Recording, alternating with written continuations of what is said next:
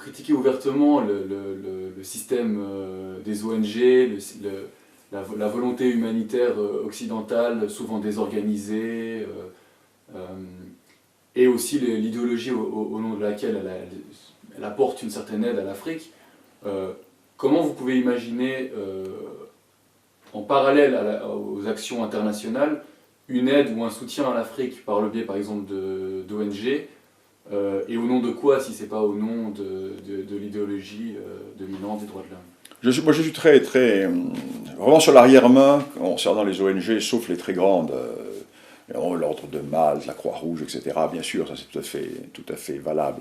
Mais le reste, ce sont souvent des petits projets, avec des petits moyens, et des gens qui viennent souvent au moment où, dans les pays d'Europe, les frimas d'automne arrivent, et qui viennent passer l'hiver sous des climats un peu plus chauds, mais qui viennent surtout projeter en Afrique la question du règlement de leurs propres problèmes. La plupart de ces gens sont des gens qui sont, pour parler vulgairement, qui sont mal dans leur basket, encore en termes d'équitation, qui n'ont pas encore trouvé le fond de leur sel, n'est-ce pas, et qui exportent leurs problèmes en Afrique en essayant d'aller au secours de plus malheureux qu'eux. Je suis très critique. Je vous donne un exemple de critique d'ONG qui est tout à fait frappant. La question du Sud-Soudan. Vous avez à l'heure actuelle un problème frontalier entre le Nord-Soudan et le Sud-Soudan, dans le triangle d'Abwey. Pourquoi y a-t-il ce problème ?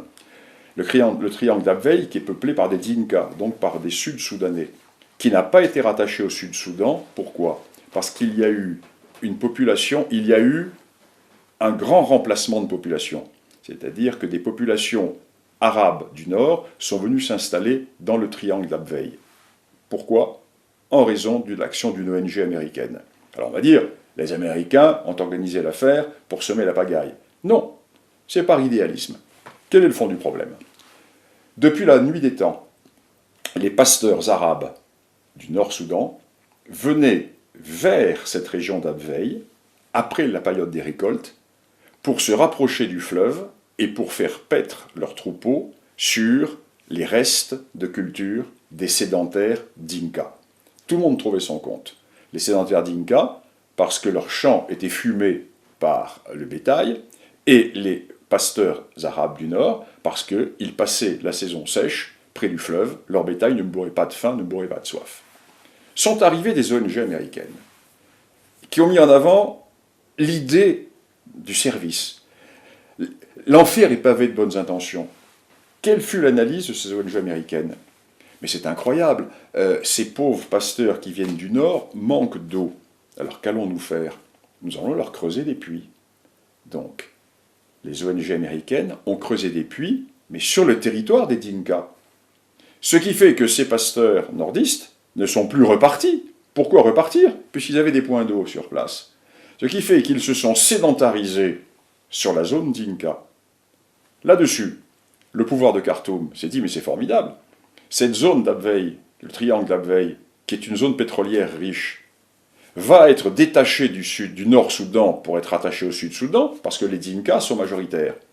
Donc là-dessus, ils ont poussé d'autres populations arabes à venir s'installer sur zone. Ce qui fait qu'aujourd'hui, quand le référendum aura lieu, la région va être attachée au Nord-Soudan, parce qu'il y a eu le grand remplacement de population. Et ceci s'est fait par l'action des ONG américaines, qui au départ ont initié le problème en pensant rendre service à tout le monde en creusant des puits. En creusant des puits, eh bien, ils ont creusé surtout un conflit qui n'en sortira jamais. La population du coin n'en sortira pas. Voilà un exemple. Alors pourquoi cette erreur ? Parce que ces ONG font un peu comme le SAMU qui arrive lorsqu'il y a un accident sur l'autoroute. Quand il y a un accident sur l'autoroute, le SAMU arrive et ne cherche pas à savoir qui a provoqué l'accident. On sauve les gens. Après, il y a une enquête policière qui est faite. Eh bien, ces gens, des ONG, arrivent avec leur bonne conscience, avec leurs certitudes humanitaires, dans la méconnaissance totale du terrain, dans la méconnaissance totale des populations, et viennent appliquer un remède qui, dans l'absolu, est peut-être un bon remède, mais qui provoque des catastrophes. Et ça, je pourrais vous donner des centaines d'exemples. L'Afrique doit se débarrasser des ONG. Priorité numéro 1, mettre à la porte les ONG. Mettre à la porte tous ces petits blancs qui viennent exporter leurs problèmes en Afrique et qui s'imaginent qu'ils vont apprendre aux Africains à cultiver un sol qu'ils cultivent depuis le néolithique.